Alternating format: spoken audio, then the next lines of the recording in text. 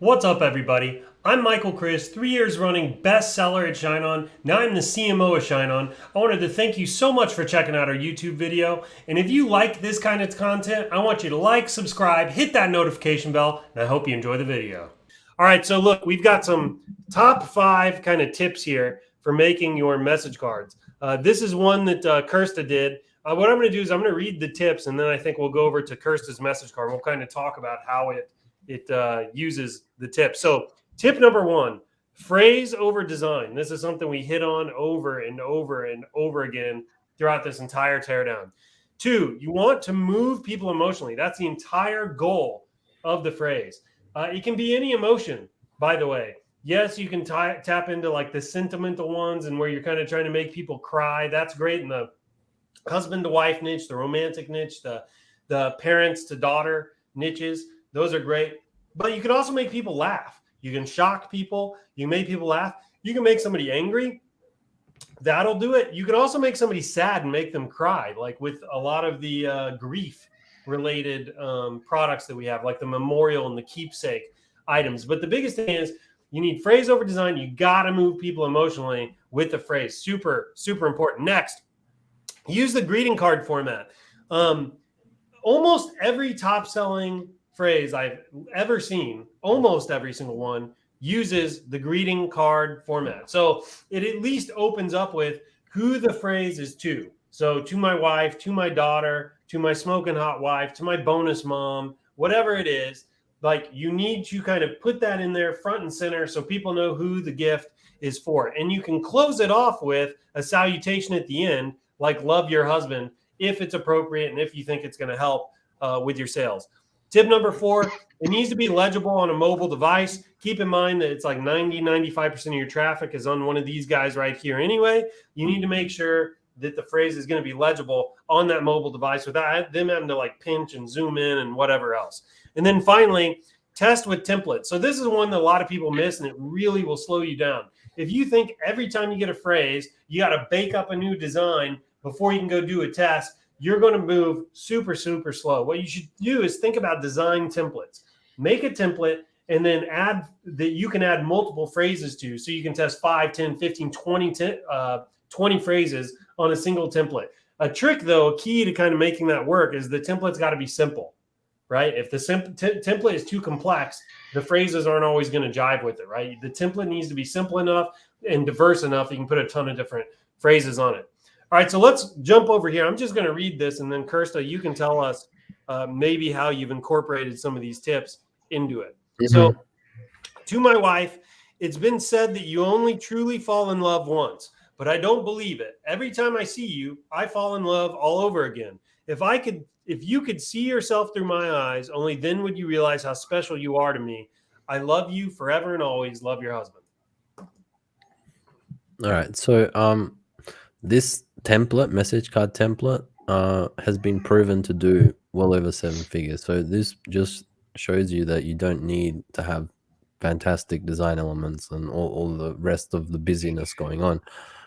What you see here is I've put all of my emphasis in trying to work on the phrase. So the first part of the phrase tries to engage the buyer and get their attention. So it's been said that you only truly fall in love once. So this is kind of like a question, but it's more like a hook to get them going. And then I've combined it with a phrase which has already been proven and sells quite well. So this if you could see someone, if you could see yourself through my eyes, only then would you realize how special you are to me.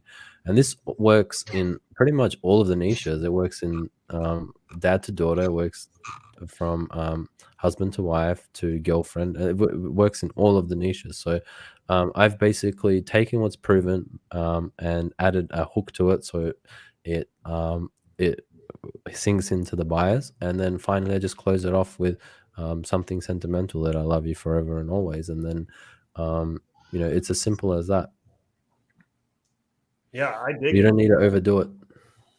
Well, also, like you have 2 fonts, right? You didn't get more Hmm. complex than that. You emphasize kind of who it's to, who it's from. This is super simple. I love how you bolded kind of the important elements of the phrase where like your punchlines are.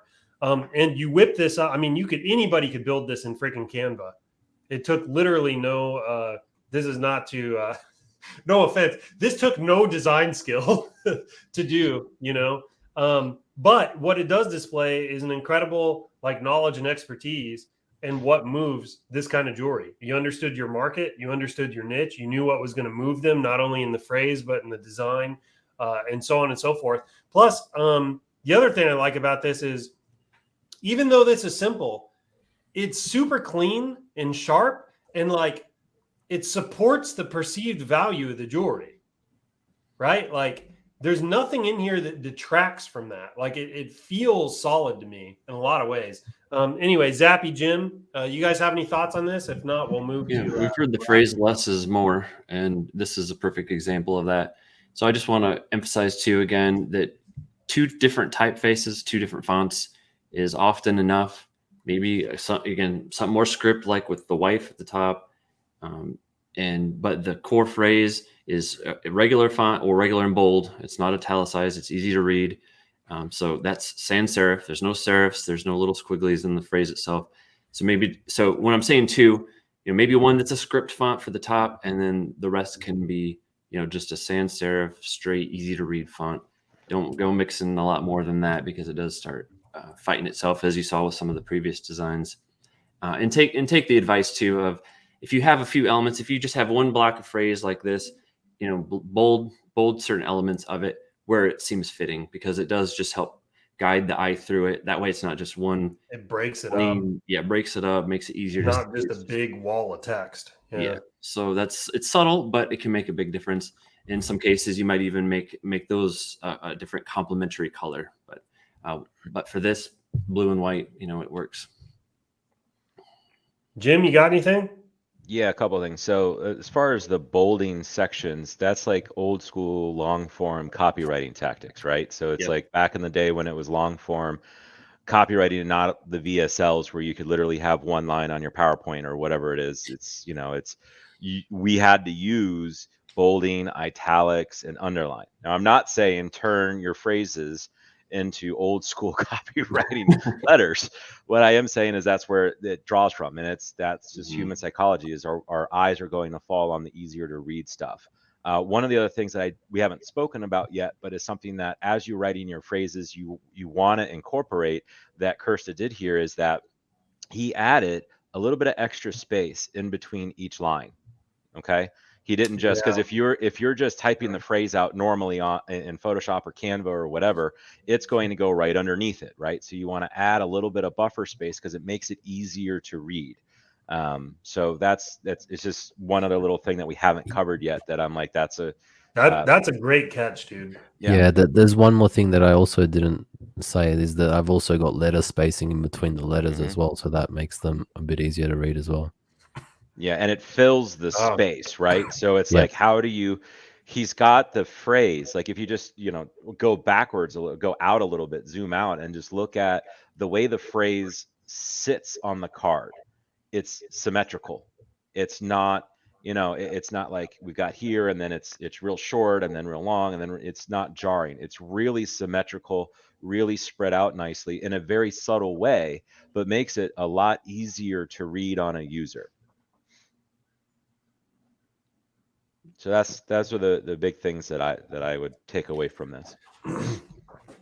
Yeah, it's so funny because I think this is probably the simplest design out of any of them we've seen so far too. I think, I don't remember all of them. But it shows you that you don't overemphasize the design element piece of this. It's really all about the phrase, and you can, with text alone, do everything you need to do to make it appealing, usually to your niche and to your user base. Hey, Michael here again. Thank you so much for checking out today's video. If you like the content, make sure you like, subscribe, hit that notification bell. And there's one more thing I want you to do. Check out the links in the description below. I want you to look at the link to ShineOn.com where you can sign up and become a seller with us today. It literally takes 60 seconds and it could change your life. Secondly, I want you to go to our Facebook group. It's the most engaged e-commerce group on the planet. We're constantly sharing important tips, tricks, and things like that that can help you on your seller journey and level up your e-commerce game. Thank you so much for watching the video, and I hope you have a great one. Take care.